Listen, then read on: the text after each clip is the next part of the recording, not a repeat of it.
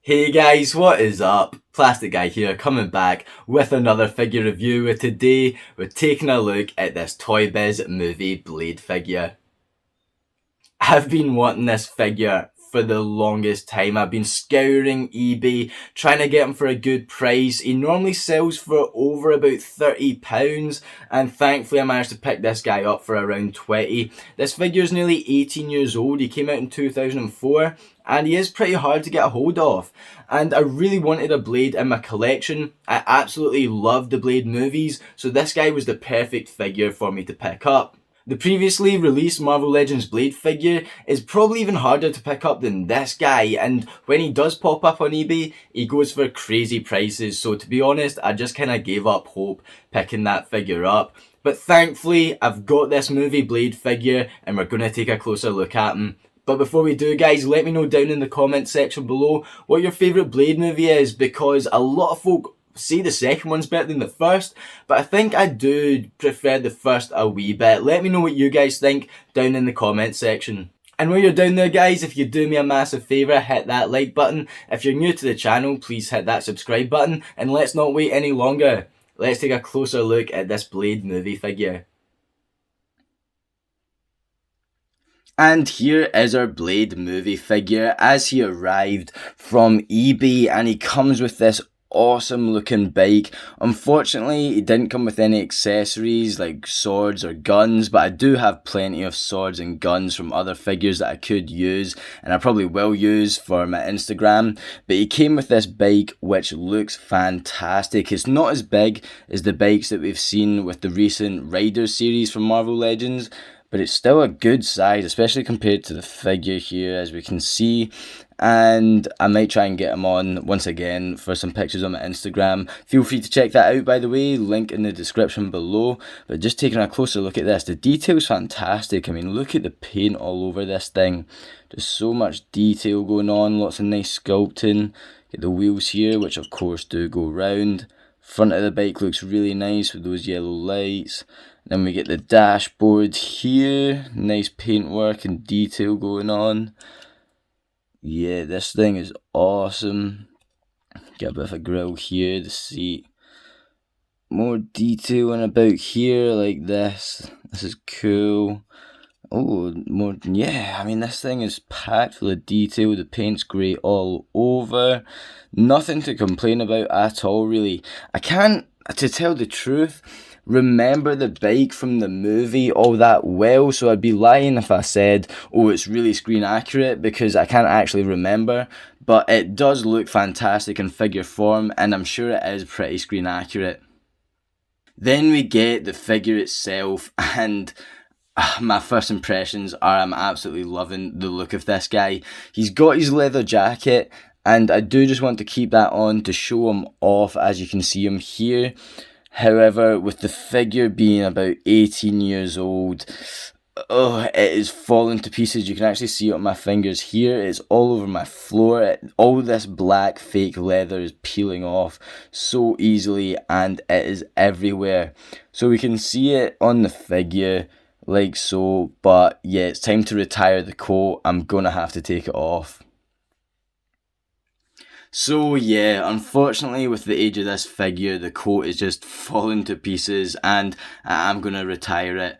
But the good thing about this figure is he looks fantastic when the coat is taken off. They've kept the arms blending in with the rest of the figure with the skin colour, really nice skin tone. They've sculpted the arms really well, so yeah, you can choose both looks really. You keep the coat on or take it off, and the figure works amazingly well both ways.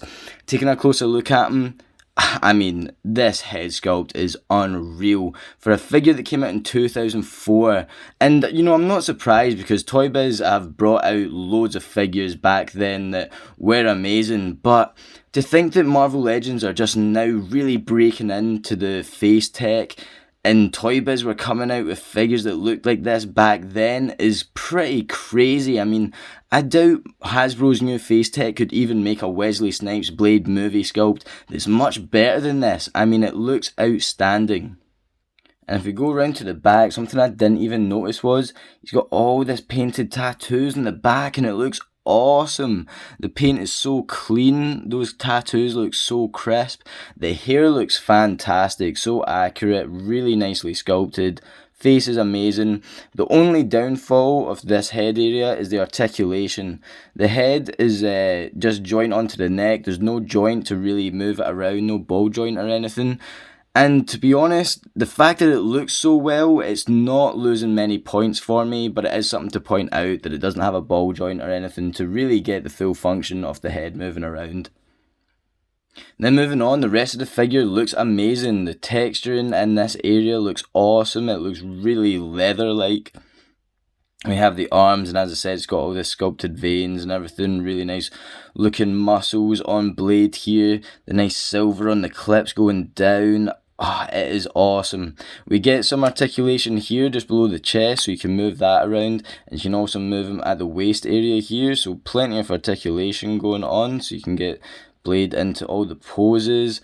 He does have the ball joints on the legs, which of course does look really outdated now, and it does stand out on the figure. Unfortunately, pretty much all the Marvel Spider-Man Classics ToyBiz figures had these ball joints, and thankfully now they've done away with them, and it does really show the age of a figure when you see the ball joints like that. But, you know, just a tiny gripe really, there's nothing you can do about it, but it's just worth pointing out. He's got the silver stakes on the side of his leg, which look really nice. Nothing really going on, just nice sculpted trousers here. Yeah, this whole figure is really nicely sculpted. It flows throughout all the legs, right down to the boots. We even get toe articulation on these boots here, which is so great. Get calf articulation as well. Really nothing to complain about. I'm loving this guy. So to compare Blade next to another ToyBiz movie figure, we have the Spider-Man 2002 superposable figure. And I do think this sculpt looks a bit better in terms of just looking a bit more sleek. Blade definitely looks a bit bulky and clunky, whereas this guy looks really smooth. I mean, he doesn't even have any ball joints, and earlier on I was saying how most of these figures did back then. But these guys just look fantastic next to one another, and that's once again why I was saying that it was no surprise that the face sculpt was so good, because ToyBiz were producing loads of figures that were really screen accurate back then. And it just makes me think how awesome it would have been to see these guys on the screen together. And who knows, maybe it will happen in the future. And then for another ToyBiz figure that was released in 2004, we have the Sinister Six Spider-Man figure, which we took a closer look at on the channel, so feel free to check that out. And yeah, you can actually kind of see similar articulation and sculpting going on in the arms especially. And these guys look good next to one another. Of course, one's a movie figure, one's a comic figure, but it's just interesting to shove these two figures, which came out in the same year, next to one another, and take a look back and see where our current figures have really been inspired from. It is pretty awesome. And talking about current figures, here is the new Spider-Man retro carded Marvel Legends figure. And this just makes me want an updated Blade figure. It's so hard to get your hands on the previous Marvel Legends release. He goes for crazy prices, and he does look awesome, and I really want a retro card release because of course Blade was in Spider-Man the Animated Series, which is inspiring a lot of the latest releases, so I definitely want to see a Spider-Man retro wave Blade figure. And so there we have it for this ToyBiz movie Blade figure, and it is excellent. I was really looking forward to this figure. I've been wanting it for the longest time, and it's even better than I thought it would be. Unfortunately, he didn't come with any swords or guns, but he did come with the original bike, and he did come with the coat, which unfortunately is just way past its best. I might actually keep my eye out and see if there's anything else I could use and maybe customise to create a coat, because it did look really good on him. But yeah, I mean, the only downfall with this figure are things just to do with the age of it. For example, talking about the ball joints and then just the coat flaking away. But apart from that, I mean, the sculpt is pretty great. The articulation's alright. He is a bit bulky, as I said earlier, and it's kind of hard to get him standing in a good pose. But to be honest, as I said, it's just a downfall with the age of this figure, and for the most part, he still kind of holds up a wee bit. I mean, that head sculpt especially holds up. But I think if you're a fan of the Blade films such as I am, this is a must-have for your collection.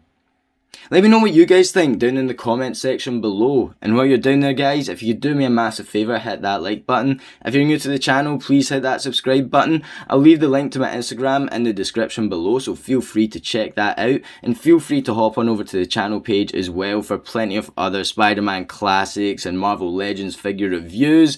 With all that being said, guys, thank you so much for watching this video. And as always, I'll catch yous on the flip-flop later. Cheers.